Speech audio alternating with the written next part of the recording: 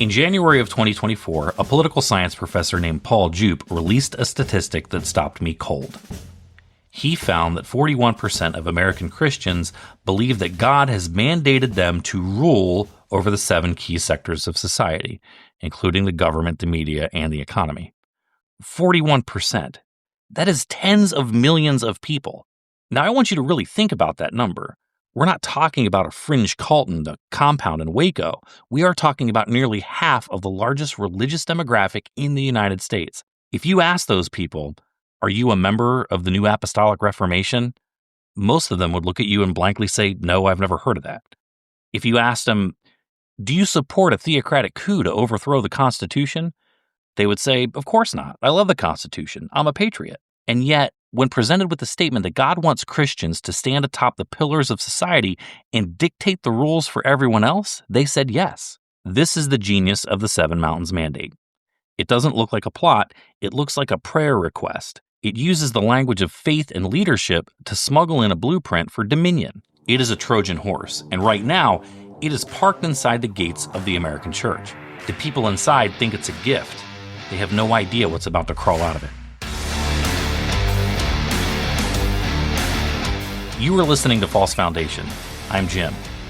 We're here to dismantle the Christian nationalist myths about the American founding and look at the cold, hard mechanics of how our republic was actually built. No idols, no pedestals, just the facts.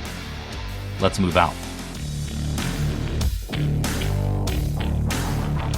To understand why the Seven Mountains Mandate is exploding right now, you have to stop thinking about theology and start thinking about entropy.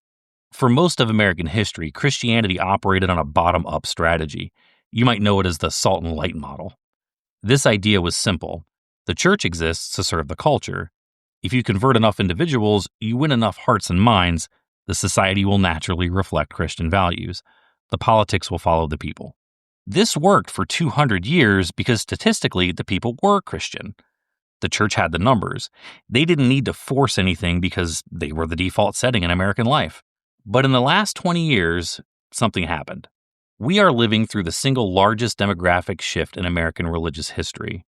The rise of the nones, that's N-O-N-E-S, people with no religious affiliation, has exploded. Church attendance is in free fall. The median age of a white evangelical is rising, while the youth are walking out the back door. Now, I need to stop here and address a headline you might have seen recently. You'll see articles claiming there is a massive religious revival happening among Gen Z.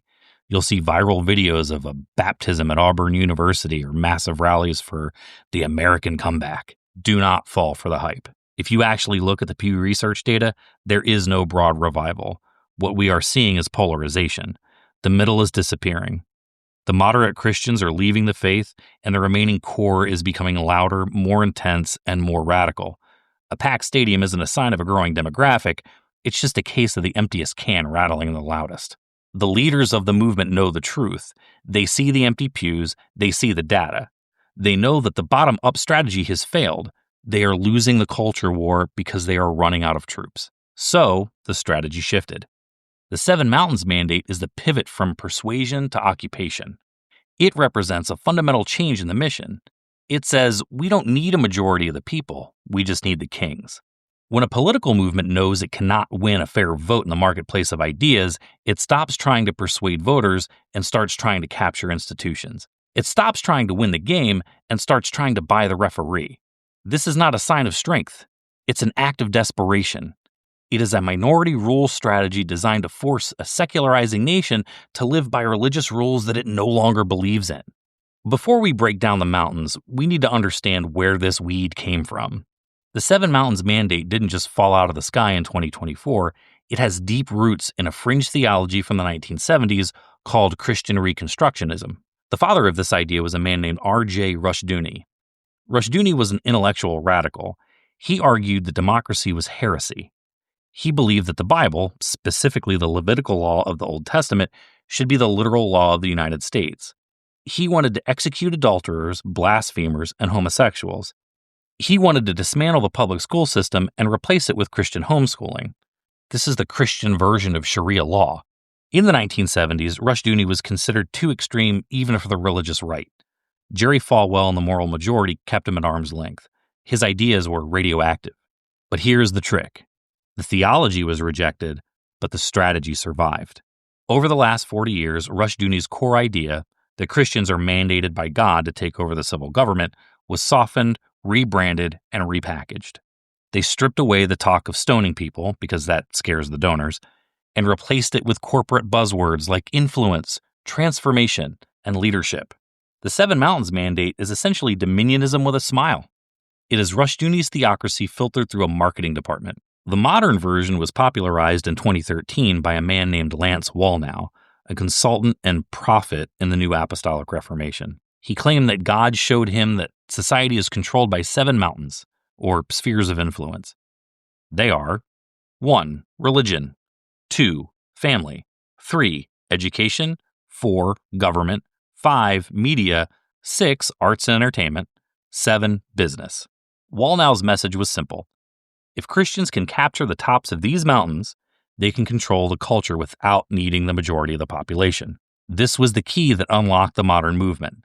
It gave them a plan to rule without winning. So what does this actually look like in practice? How do you conquer a mountain? Let's look at 3 specific examples. First, the mountain of education. The goal here isn't to just have Christian teachers. The goal is to dismantle secular education. You see this in the sudden explosion of parental rights groups attacking school boards. The strategy is to label any secular curriculum, whether it's about history, race, or gender, ironically as indoctrination. By capturing the school board, they can ban books, fire superintendents, and divert public tax dollars into private Christian schools via voucher programs. They aren't trying to improve the public school system, they are trying to defund it and replace it with their own infrastructure. This helps support future generations of leaders by creating citizens that are trained to listen to authority and stop thinking critically for themselves. Second, the mountain of business. For decades, the religious right ignored corporate America. No longer. Now you see a coordinated attack on woke capital. They target companies that have DEI programs or ESG goals. The Seven Mountains Mandate strategically tells Christian CEOs and employees that their workplace has a mission field, but not for evangelism, for policy. They are pressured to use their corporate power to enforce cultural values, threatening boycotts or legal action against companies that support LGBTQ rights or reproductive health care. Third, the mountain of government. This is the big one. The theology here is terrifyingly simple. The Constitution is secondary to biblical law.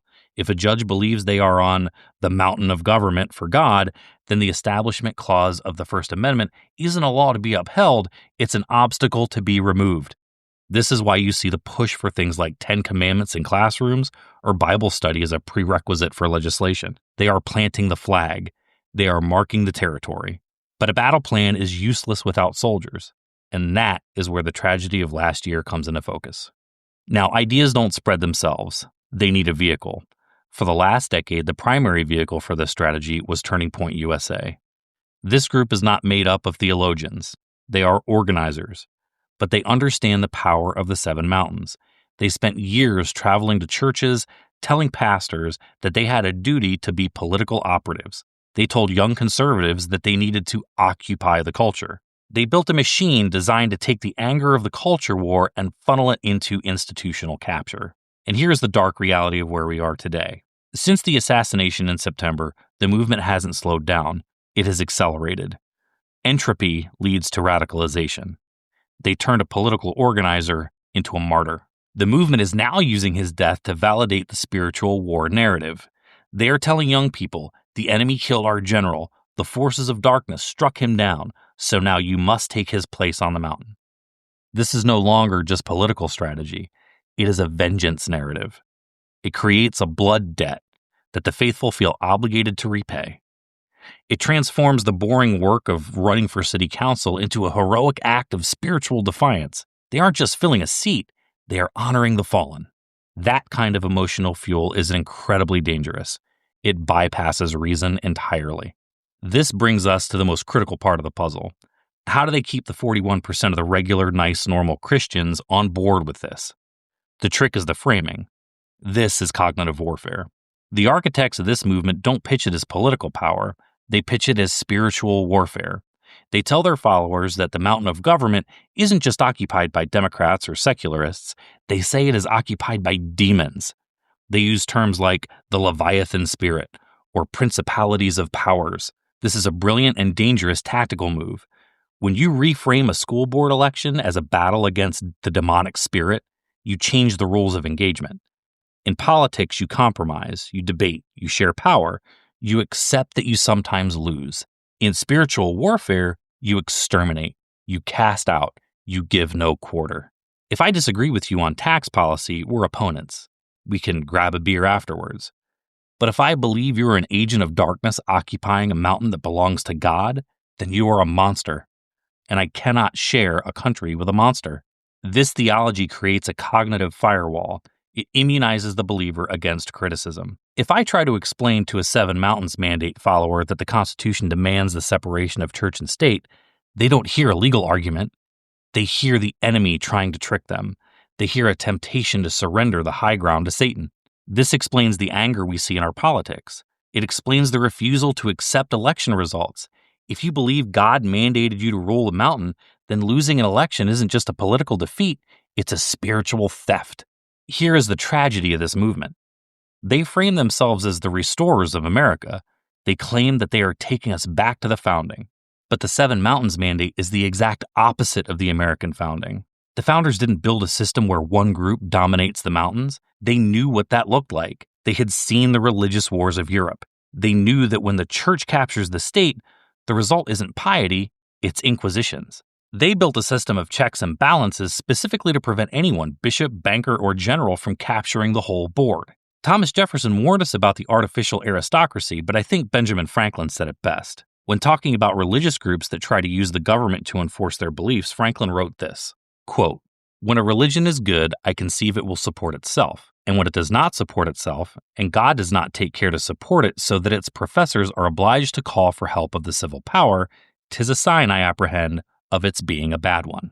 Franklin nailed it.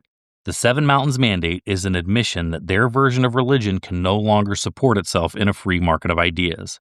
They are calling for the help of the civil power because they have lost the power of persuasion.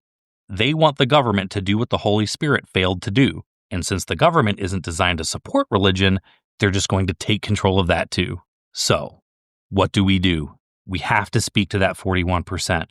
We have to show them that they aren't being recruited into a spiritual revival. They are being drafted into a political insurgency. We have to show them that the leaders pointing them towards the mountaintop don't care about their souls. They care about their votes, their money, and their obedience. The top-down strategy only works if the people at the bottom hold the ladder. We have to understand that some, if not most, of the people being led down this path are victims, not purveyors of the Seven Mountains Mandate. They have been sold a bill of goods that looks like a good idea on the surface, but has a terrifying end result.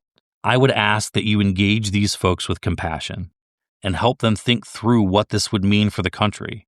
I'm not talking about the theology here. In reality, nothing about the Seven Mountains Mandate or Christian nationalism has anything to do with faith. It has nothing to do with the soul. It is entirely about power. I'm talking about people's lives and families, because that is who is going to suffer.